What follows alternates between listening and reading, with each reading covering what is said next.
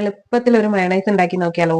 ഇത് നമ്മളെ മുട്ടയോ പാലോ ഓയിലോ ഒന്നും ചേർക്കാത്ത, ഒരു തുള്ളി ഓയിൽ പോലും ചേർക്കാത്ത മയണൈസ് ആണ്. നല്ല ടേസ്റ്റ് ഉണ്ട്. എല്ലാവരും ട്രൈ ചെയ്ത് നോക്കണം. നമുക്ക് വീഡിയോയിലേക്ക് പോവാം.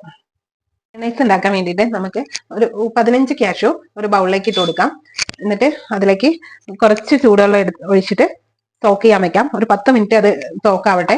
എന്നിട്ട് നമുക്ക് നോക്കാം. കാഷ്യൂ സോക്കായിട്ടുണ്ട്. നമുക്ക് അത് ഒരു ജാറിലേക്ക് ഇട്ട് കൊടുക്കാം. എന്നിട്ട് 2 വെളുത്തുള്ളി, കുറച്ച് ഉപ്പ്, 1 ടീസ്പൂൺ വിനീഗർ. വൈറ്റ് വിനീഗർ തന്നെയാണ് ഞാൻ ചേർക്കുന്നത്. ആപ്പിൾ സിഡർ ഉണ്ടെങ്കിൽ അതും ചേർക്കാം. ഒരു 4 ടേബിൾ സ്പൂൺ വെള്ളം. ഇത് ഞാൻ കാഷ്യൂ സോക്ക് ചെയ്യാൻ എടുത്ത വെള്ളം തന്നെയാട്ടോ ഒഴിക്കുന്നത്. നിങ്ങൾക്ക് വേണമെങ്കിൽ വേറെ ചൂടുവെള്ളം ഒഴിച്ച് അല്ലെങ്കിൽ കുഴപ്പമില്ല.